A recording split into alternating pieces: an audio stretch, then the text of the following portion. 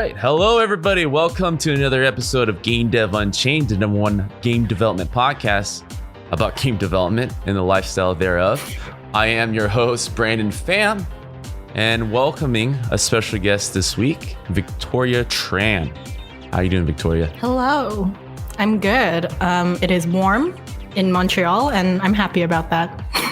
Perfect. So this is the part of the podcast where I ask the guests, such as yourself, to introduce yourself to the listeners and viewers out there of who you are, where you're from, where you're heading. All right. Yeah. So, hi, I'm Victoria Tran. I'm the communications director at Kitfox Games. We're a small indie studio in Montreal, Canada, and we're making games like Boyfriend Dungeon and Lucifer Within Us, and also publishing a few games like Dwarf Fortress and Mondo Museum. So we're doing a lot. It's a great time. But me personally, I'm actually from Vancouver.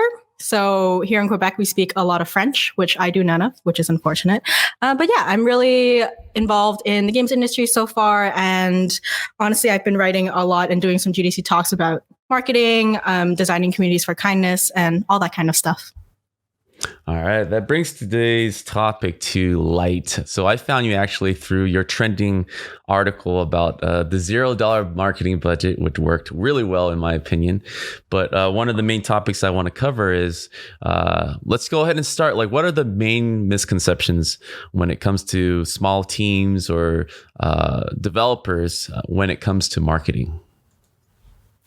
I think, well, so far, honestly, the biggest, there's two actually. There's two biggest misconceptions.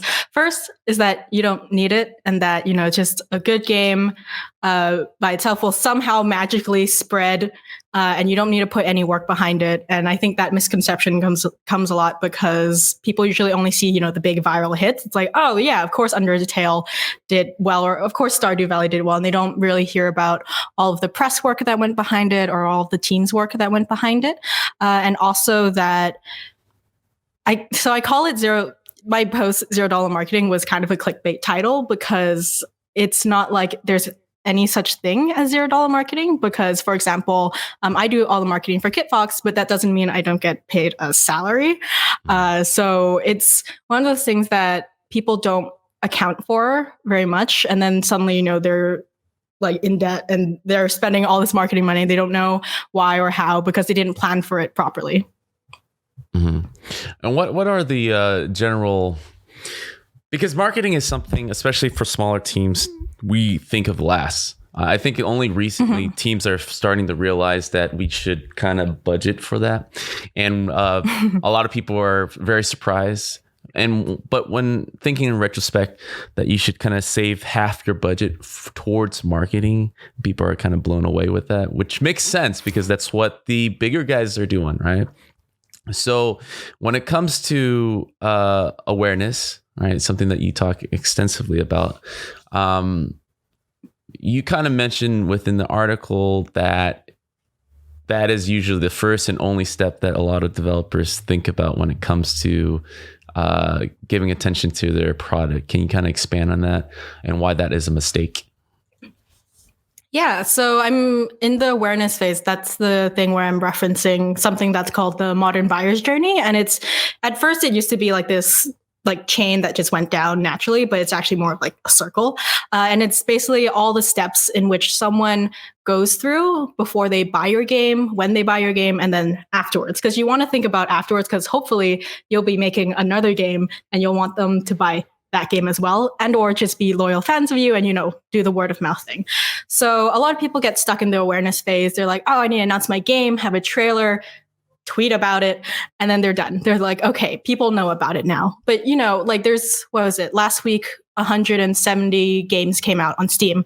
So in all that time where they first hear about your game and there's time you need to spend developing it, they've forgotten about it already. There's already another game coming up. I mean, Temtem's out right now and it sounds amazing and I'm excited about it. And then, everyone forgets about it because there's always something new and exciting.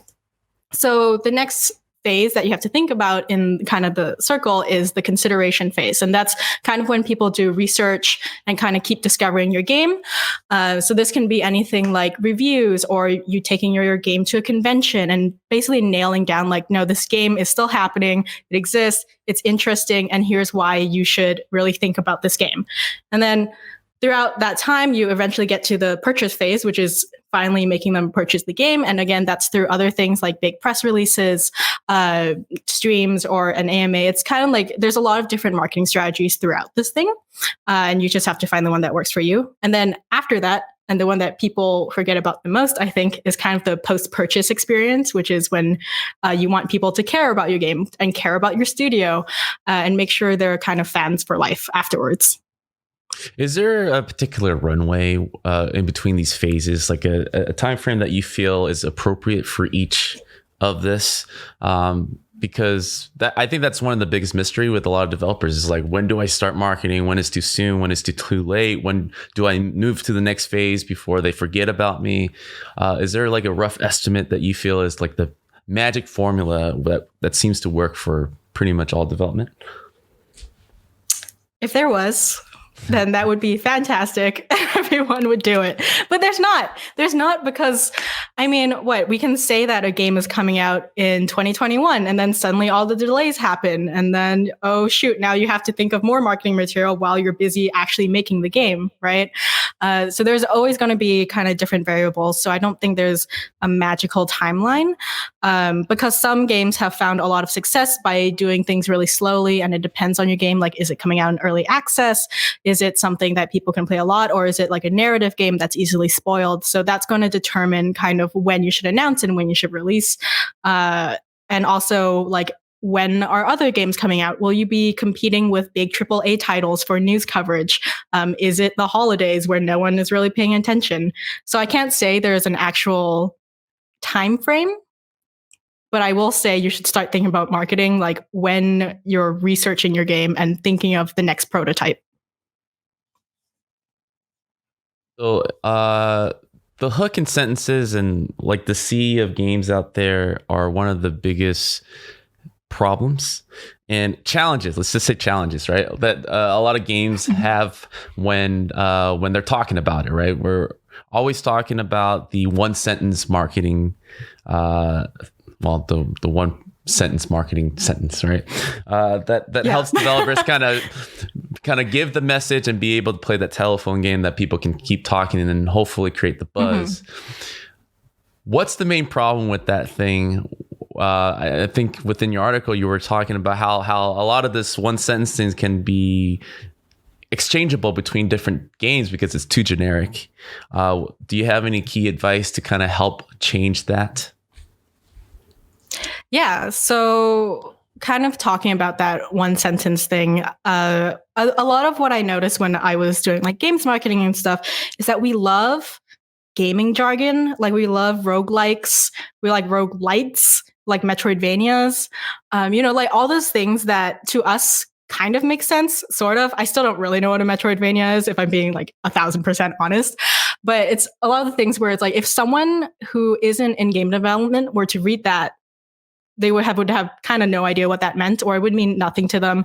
And other things. So I think the example I gave was like, if you could so in a sentence, so blank is a fast-paced 2D action adventure with challenging combat, a rich story, and gorgeous art. You could put any number of games in that and it would completely make sense still, right? So Boyfriend Dungeon, Hollow Knight, Dead Cells, The Messenger, they're all games that fit into that blank because it's such a generic sounding name. And one of the ways that you can combat this is to remove your game name from the sentence or hook that you've made and put in a competitor's name. If it basically sounds indistinguishable, then it probably means that you need to make a better hook.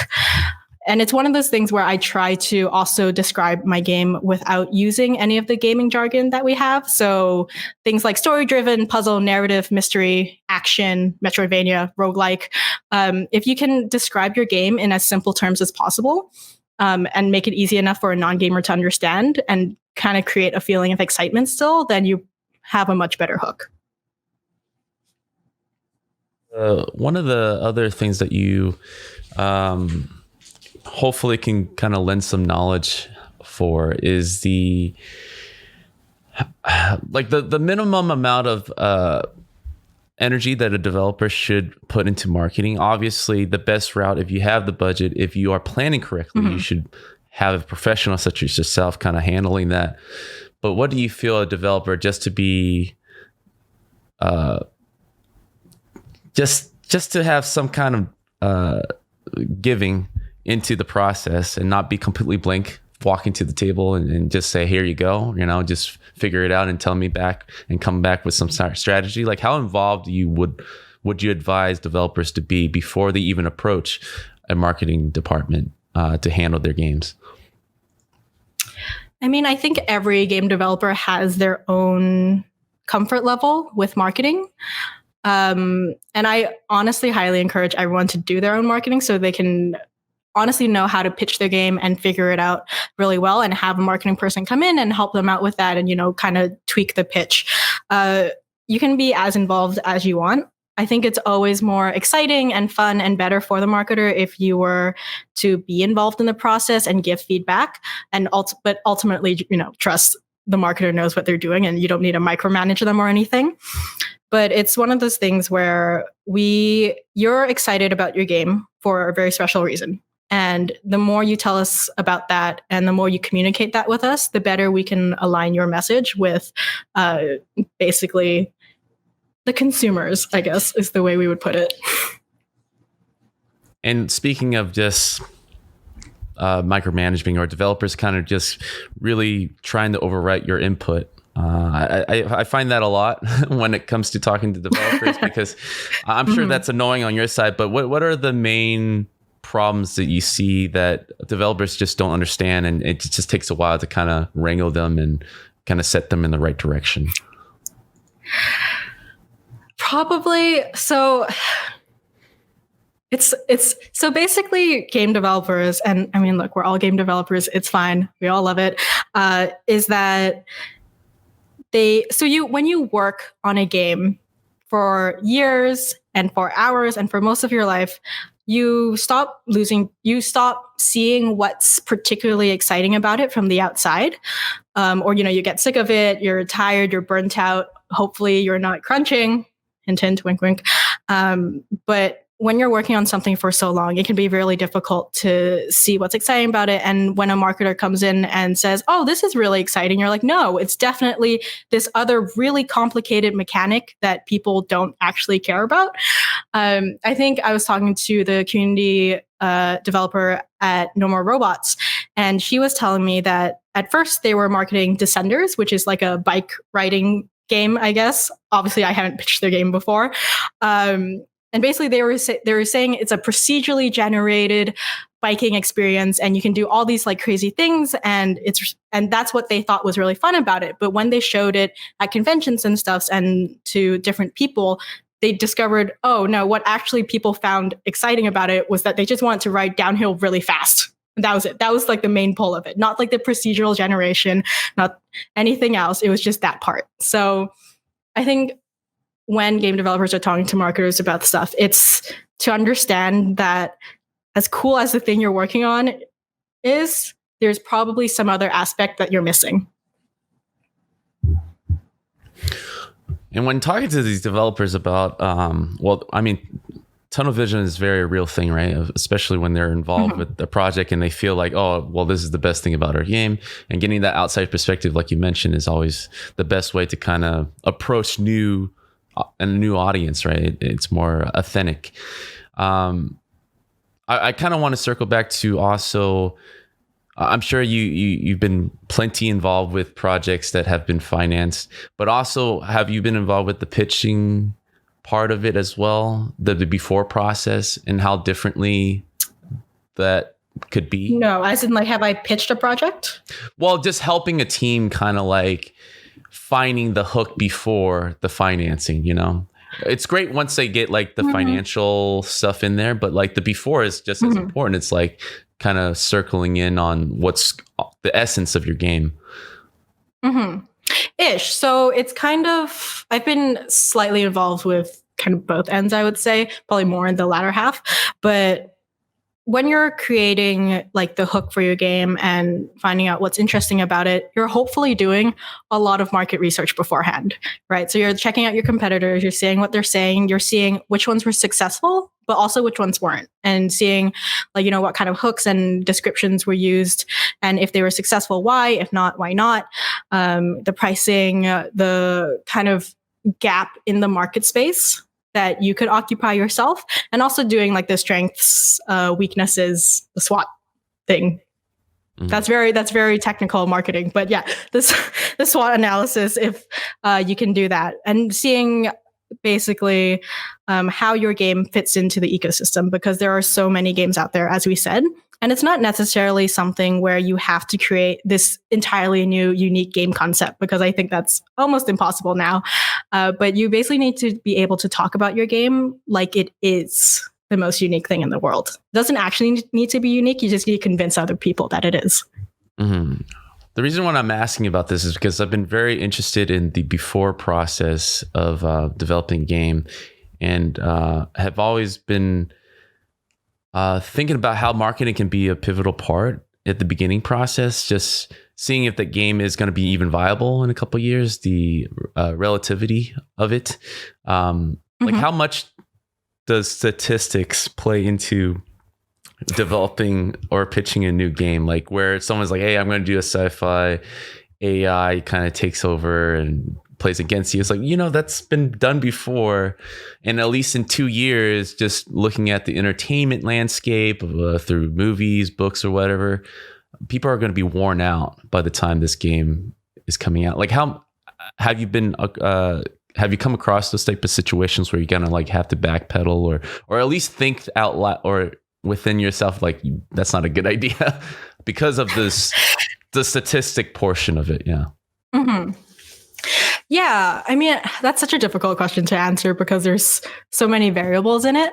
And I think it's also it's part marketing, part business strategy, which is not really my field of expertise. But I will say that when we were dreaming up Boyfriend Dungeon, let's say, so our captain, Tanya X Short, she was doing some market research for that and also figuring out the business strategy and kind of the viability of the product. And at the time, the most like popular dating sims, let's say, were Hatoful Boyfriend and Honey Pot, which are two very different things. And most of the dating sims that were on Steam were like not safe for work, 18 plus, and geared towards a very certain audience. So it didn't really seem like Boyfriend Dungeon was viable. But it was that thing where there had to be like, there's definitely a gap in the market for this. And that might mean that it doesn't sell well at all, in which case we just narrow down our scope, or we work on it and then we do the Kickstarter for it and we see how it goes. And the Kickstarter went really well.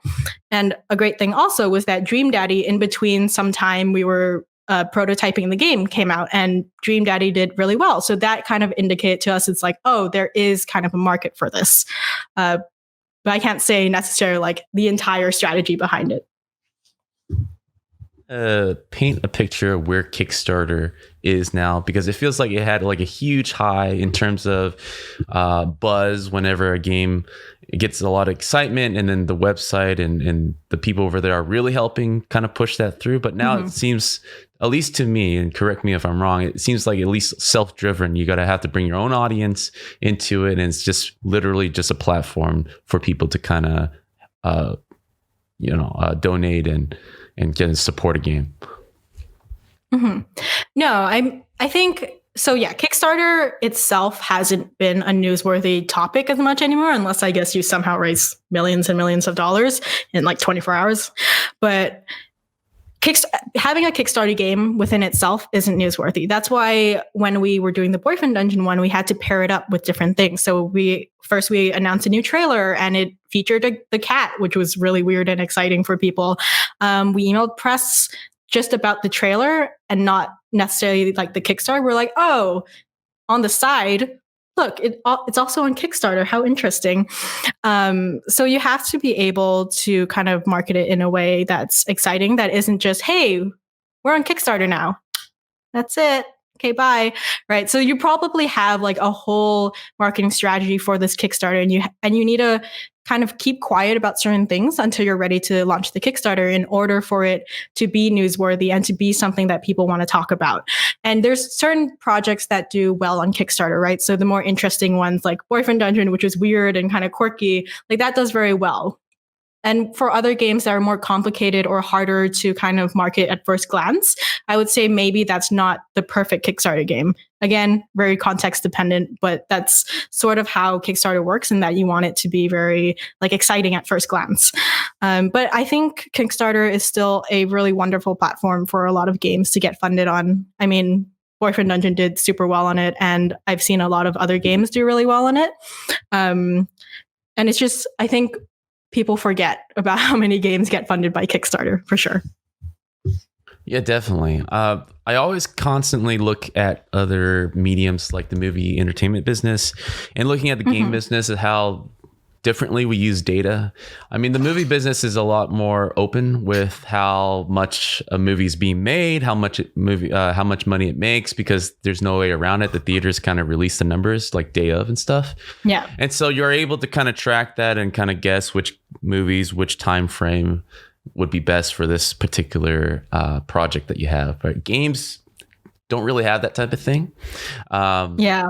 The Steam thing used to be what was it called, Steam Data or something that was done through Steam Spy. Steam Spy, yeah, was done through a third party, but they shut that down. But that was our best kind of measure before. So I'm wondering, with all the Kickstarter data and all the Kickstarter projects that have been greenlit, has there been a pretty good formula so far to kind of guess, like before we even start our Kickstarter campaign, the likelihood of this being a success is based on the interest that we buzzed before we even start the count off? I mean, sort of. Again, I hate answers that are like, oh, it depends, but it does depend. Because some people will announce their game and launch it with a Kickstarter. So they wouldn't have any like community beforehand, or they wouldn't have any marketing or like revealed marketing beforehand until the Kickstarter launches, which was different from Boyfriend Dungeon, because we've released other games before. I was hyping up Boyfriend Dungeon for a few months before the Kickstarter. So it was really hard to say whether or not it'll be a success. Like we figured it would be, but we weren't sure. And I think being able to account for, okay, if this game fails on Kickstarter, what are we going to do? And if it does really well on Kickstarter, what are we going to do? I think it's one of those things where it's hard to say. And it, again, depends on the game and how much marketing you have, if you have a dedicated marketing person, and also the budget you're asking for. Mm-hmm. And to get kind of the buzz going before, during, and after, is it through the use of what kind of facilities are you guys using? Is it through social media? Is it a lot of interviews? Is like, there's so many outlets now, it can be overbearing, but I feel like a marketer such as yourself, or you're like your industry, definitely has the things stacked to kind of go to the right places and know how to utilize it.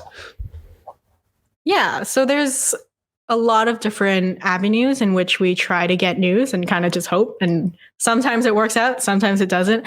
But again, it's really helpful that Kitfox itself has made games before, and we have a community from that, and we have press contacts from that. But kind of the ways we built them is, so one, we use social media, mainly Twitter and Discord. Newsletter doesn't count as social media. So we do email marketing. We also go to a lot of conventions. We do press interviews, and we do interviews like whenever we can, no matter what, usually. We do panels, we do talks, we share our knowledge, we do trailers, and we specifically like time exclusives for press, just so it becomes a more attractive thing for them to cover. Because when you give press something that's really exclusive, then they're more excited about it and they're more willing to talk about it. Versus if you've already talked about it and spilled everything before, it's a little bit less exciting. And then we also work with streamers and influencers and all that kind of stuff. And obviously, so much of the work is also word of mouth through our community, which are the best, and I love them so much. And I think that's kind of the best marketing you can get, when it's just people in your community and fans telling their friends that, oh, this project's really cool, or oh, I really like this studio, you should support them. That's kind of where we built it. And it's something that takes a lot of time. It's nothing that can be rushed. Like a lot of people are like, oh, how do I immediately get Discord people in my Discord participating and being my fans for life? And I'm like, that's gonna take a while. It's gonna take a hot second. Yeah. I mean, you're mentioning 2 social media platforms. Facebook is still one of those that I'm starting to understand that people don't do anymore, especially with the indie developer. Facebook can die. Right. It's dead. So is it officially dead where it's just like the algorithm's so whack that there's just no hope into telling anybody on there anymore? What's your stance on that? Well, I hate Facebook. As you can probably tell from me like whispering it. And I hope Facebook's not listening and somehow does something about this, but it's fine. But anyways, yeah, so Facebook is annoying in many ways, but one of the main reasons it's annoying to like a lot of indie developers, honestly, to developers in general, is that when you post something on Facebook, unless you pay for them to push your post, they won't actually send it out to everyone who likes your page. So unlike Twitter or Discord or like literally any other social media platform, when you post something, if your followers were to scroll back far enough or whatever, it would eventually show up on their timeline or whatever.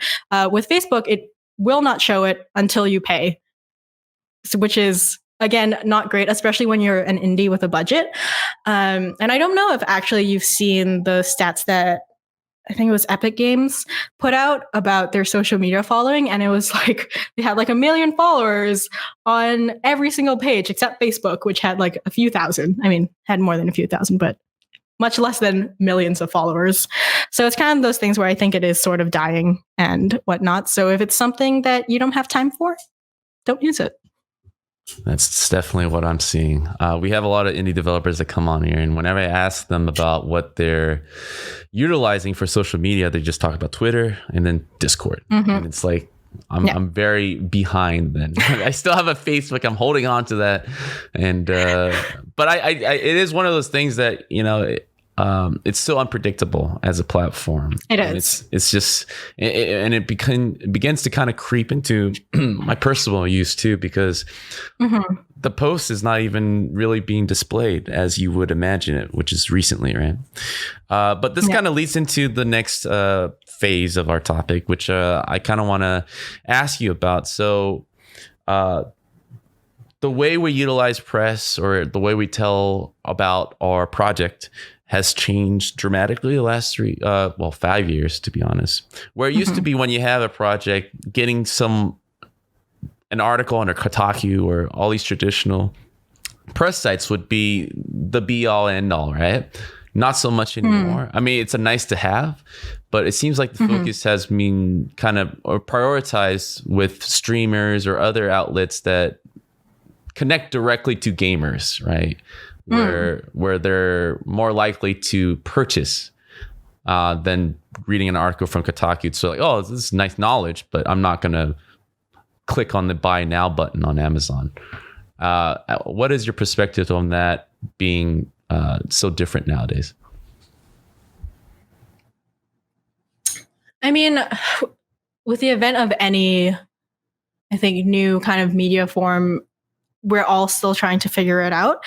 And I wouldn't necessarily say that streamers are better than press, or that press is better than streamers. It depends on your game, and it depends on where it works, right? So there's been a lot of times, and I've talked to a lot of community developers, where a huge streamer, like with millions of followers, will play their game and they're super excited because they're like, oh, yes, we're going to get visibility. It's going to be great. And then they look in the back end and they've sold like 5 copies from that. So the thing is that some people like will watch streamers for like, the gameplay, and they'll want to buy the game, or they're just watching it because they like the streamer and they're not necessarily interested in actually purchasing your game, especially if it's a game that's narrative and it's spoiled and you play it once and then what's the point of playing it again?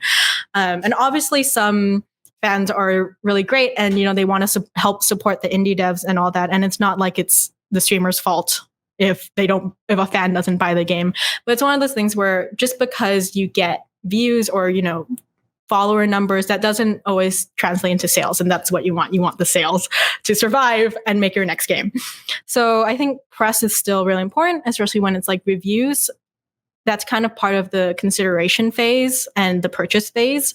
When people are looking at your game and when they want to buy your game, they're going to look up reviews about, they're going to see like, okay, like in general, when I Google, let's say Boyfriend Dungeon is not out yet, but let's say I Google Boyfriend Dungeon and I see the score is like, oh, okay, it's like 80% or it's 60%. Like that's going to influence whether or not I decide to buy it right now, or if I wait until a sale, or if I decide not to buy it at all.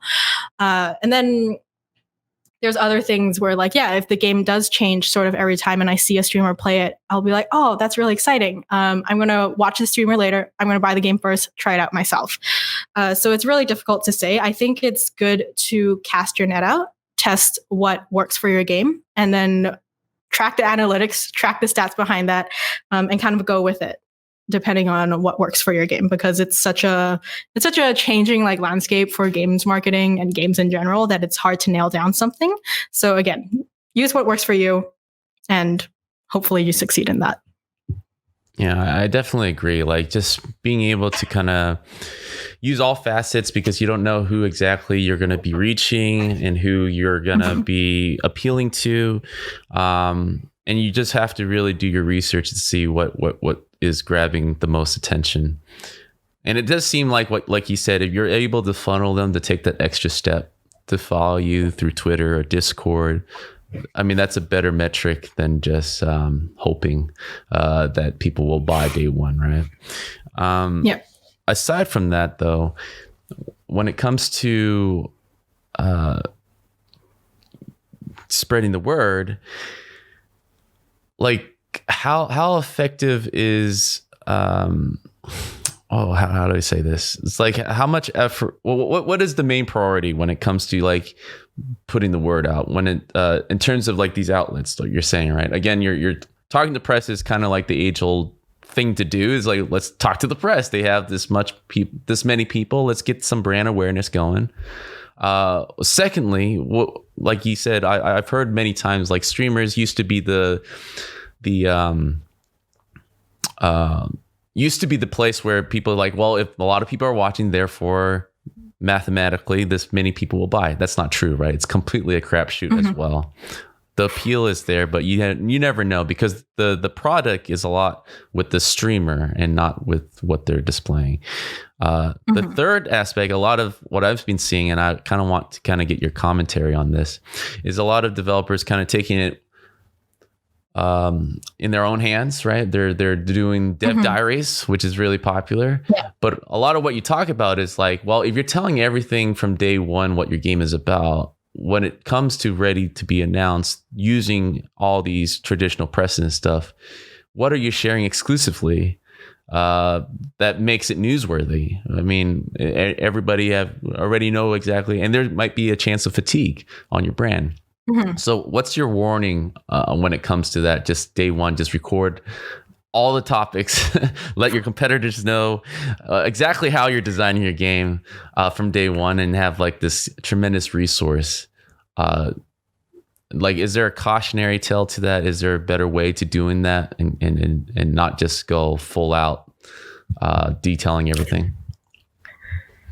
Yeah, I mean, if your game is something that can be easily spoiled, I would say maybe hold back. Or if you're new and it's not necessarily something that's, it's harder to capture the press's attention, then yeah, I would keep things back. Like, you can still talk about your game quite a bit. It's still going to be difficult if you're hiding things, obviously. But like, for example, there's Boyfriend Dungeon things that I'm really excited about, but we're probably going to save it for a trailer. But I can still mention like, oh, we are revising the combat system, or there will be combos, or there'll be this. And then maybe attach like a really vague screenshot or something, but no actual gameplay, let's say. So it's one of those things where you kind of have to, and kind of this is where you have your marketing person or your community manager come along.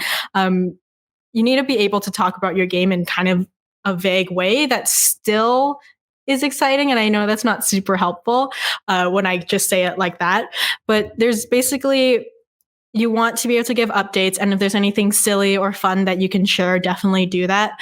But major press beats, you need to plan those. You need to be like, okay, so the first ever time someone is going to see combat, like actual combat in the game, like you can have a screenshot of like a character with a sword, whatever, but like seeing like a character use combos and stuff, that's the first time press people will see that is during the trailer. And I'm going to send press that a week early so they have time to write about the trailer.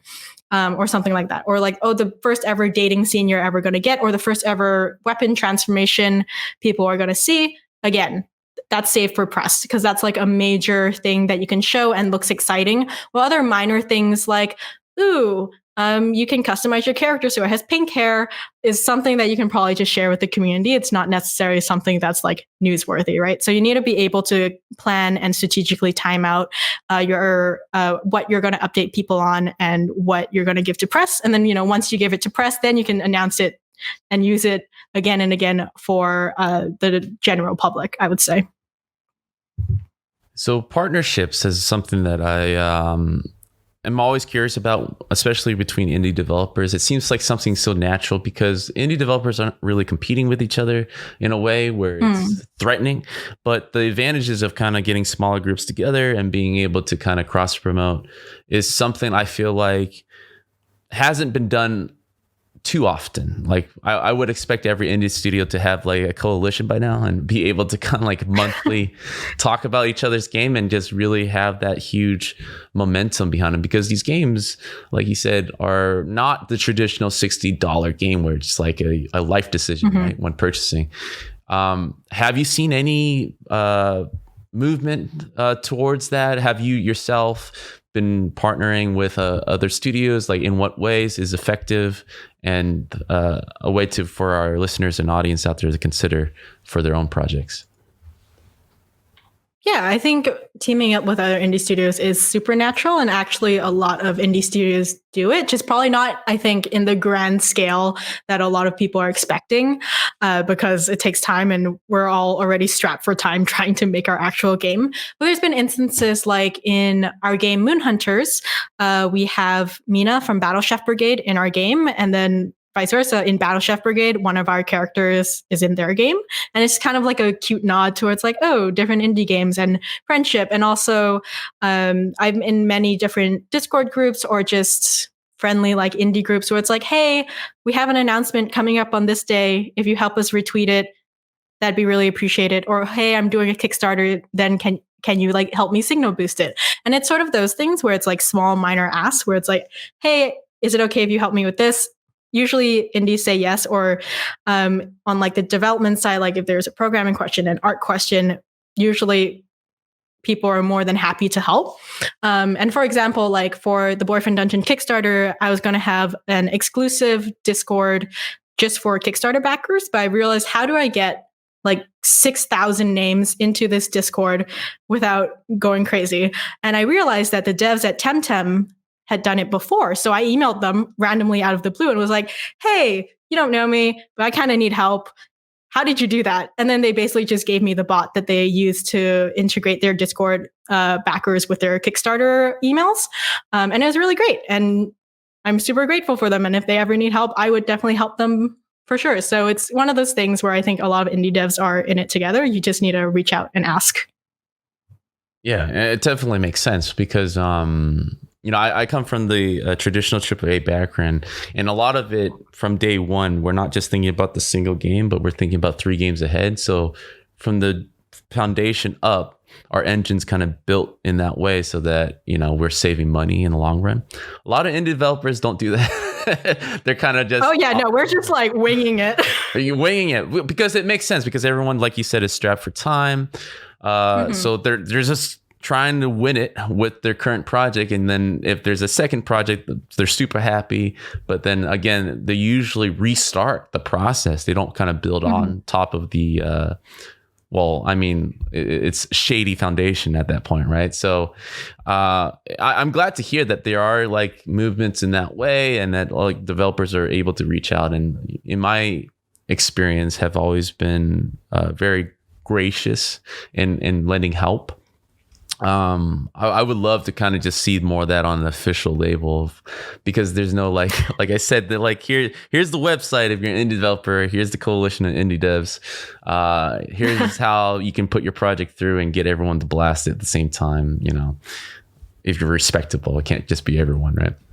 Yes.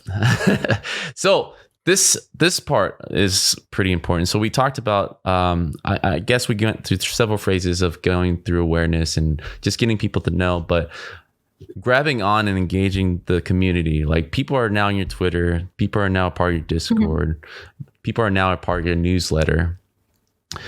And this is a chance to kind of keep them interested, but also completely turn them away, right? So what is the correct way of engaging your audience without making it feel like they're reading just promotion after promotion after promotion? And there's no two-way street there when it comes to an exchange. Yeah, so kind of the main way that you should think about this is kind of like that 80-20 rule, I guess. It's kind of the 80% you're giving something, 20% you're asking for something. Whether or not it's via Twitter or Discord or whatever, if you want to have a relationship or connection with the people in your community, then you need to give them things. So you can't keep asking them like, hey, buy my game. Hey, buy my game. Hey, it's on sale. Buy my game, right? It doesn't do anything for them. You have to give them something, whether that's just like something simple like, hey, join the Discord and we'll just chat with you. And if you have any questions, let us know, or just be there to help, just be a friendly face in the community. Like, already that's so much of the work of building, a relationship with your fan base. And also things like, if you want to attract them to places like your newsletter, your Twitter, your Discord, give them a reason to, right? So you need something exclusive or exciting about it. What's exciting about Discord usually is that you can talk to the developers directly and you can have a fun time with them there. Or on the newsletter, you can have like, an exclusive digital art book download, and it's something just for them. And you write them updates and you tell them kind of stories within the studio that they wouldn't get elsewhere. Or on Twitter, I'm like, oh, I can't swear. I'm not going to swear on the podcast. But, on Twitter, you can post really silly, stupid stuff that they can connect with and just have fun tweeting at you with. It's how you want to use it and how you market what's so special about your studio, because every studio has something different, right? You don't need to be funny in order to be on Twitter. But maybe your game has really beautiful and gorgeous art and that's what you share. Or maybe your studio does, I don't know, programming really well and you share programming tips. It's one of those things where I think every studio has their own kind of flair, and the way you work that into your social media channels is going to make the community fall in love with you and want to support you. So the last few years, we've seen like a huge shift with, not more than a few years, the digital marketplace being the barrier just gets removed with that, right? Now developers can sell directly to the customers using Steam, and we're seeing a lot of the console makers opening up that market with the digital marketplace, letting indie developers in. So it's been a very happy place, but also invites kind of what we're seeing with the Apple Store, right? It's just a lot of entry. You were mentioning last month, we had 170 new titles kind of. I think it was last week. Last week? That was 1 week? Yeah. I think if you follow ICO Partners newsletter, I think every week they release how many games came out that week. No. And it changes, but it's usually like 100 something.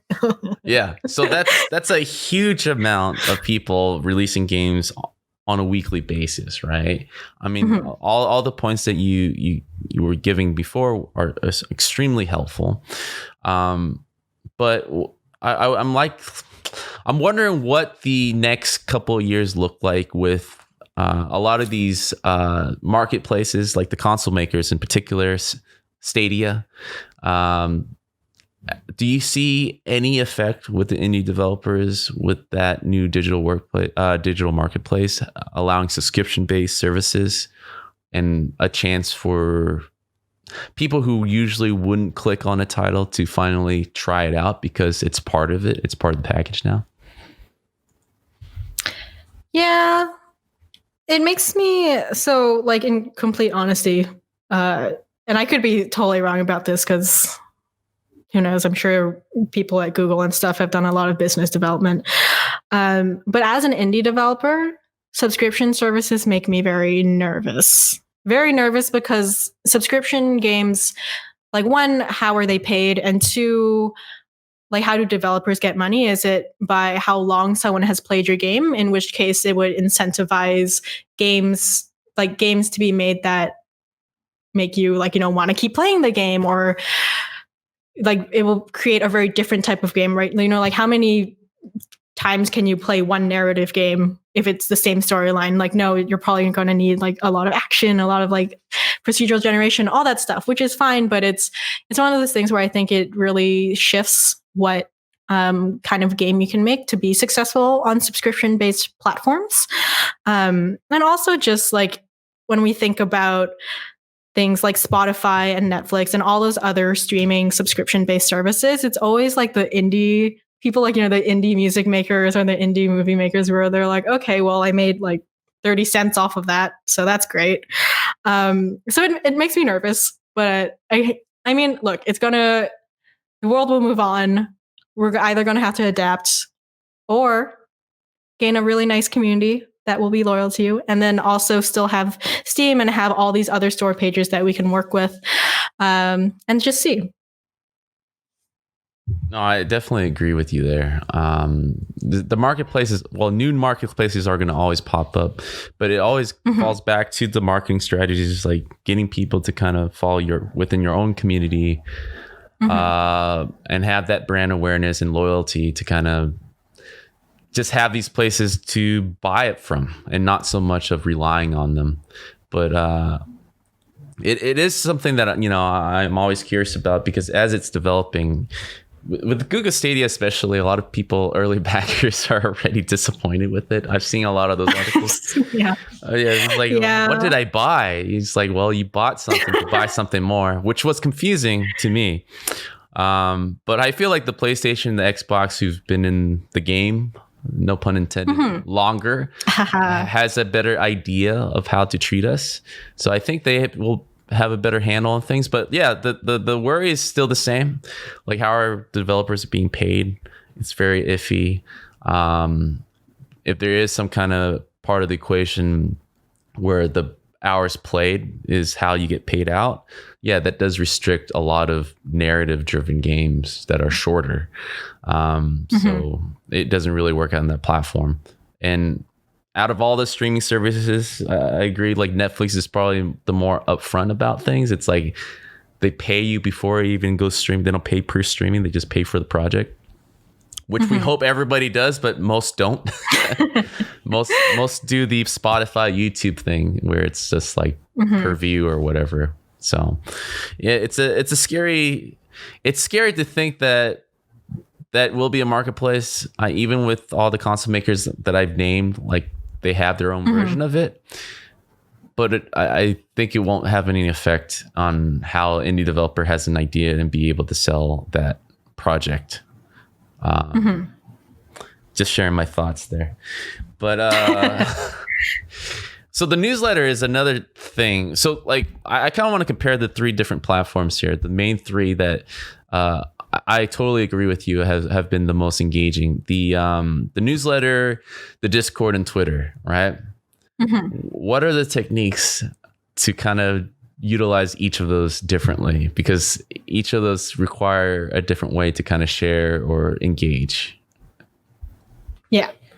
I mean, yeah. So like I mentioned before, each social platform, does the newsletter count? Newsletter doesn't count as a social platform. Each platform, you need to give someone a reason for joining it, and then they'll join it or be a part of it, right? But there's obviously, you're competing with a lot of different people on Discord. There's so many people who just join Discords and then lurk in them, like me. There's people who just follow Twitter accounts and then kind of never engage with them. There's people who sign up for newsletters and never open your email. That's going to happen. That's very normal. It's okay if you have all these people and you're like, why is no one talking? Or why is no one doing this? That's fine. But the point is that you need to be able to figure out a strategy with it and figure out your goals with it. I think a lot of people kind of just create a Twitter or a Discord or a newsletter and they're like, okay, people are doing this, so I'm going to do it too. And then they don't really know why it's useful or why it's special or why it's something that people want to join, right? So if you're going to have a Discord and you're not actually on it and participating and trying to make active conversation and answering questions as soon as possible during work hours on Discord while you can, then why be there, right? Why join this Discord? Or if you're on Twitter and all you're doing is retweeting stuff and sometimes really occasionally like tweeting out a screenshot and there's nothing really happening and there's no like link or way to track the metrics to see if you're actually doing well, then why are you on Twitter? And same thing with newsletter. Like, why would I read your game development update over someone else's? So for an example for this is that Boyfriend Dungeon's newsletter updates they don't really update you much on the game's progress at all, but they are written like love letters. And those can get real spicy and they're really fun to write. And sometimes they're just ridiculous and it's a fun thing to have in your email inbox sometimes. So it's kind of finding, again, and just like how your game has a hook, I think your social media platforms need to have their own hook. And it doesn't need to be as explicit, but it needs to be something that you think about and don't just blindly do.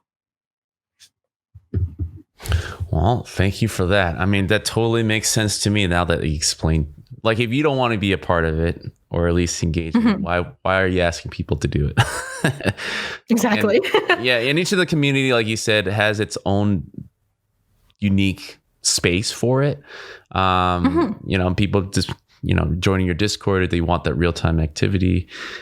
Twitter, they want to be aware. But like, I think the biggest thing, like you mentioned, is that it's not necessary selling the game. I mean, by that time they're engaged, there's a certain likeness or a certain amount of mediums that you guys feel have a similarity to, right? And so speaking to that can really extend the conversation past just project updates, because you can do a few of those, but that can get very boring really quickly. But like, what is the essence of why we're here together? It's like, well, we like something enough to kind of conversate. Let's just expand on that. And the love letters, like you said, is like another creative way where, you know your audience and you're just really tailoring towards that.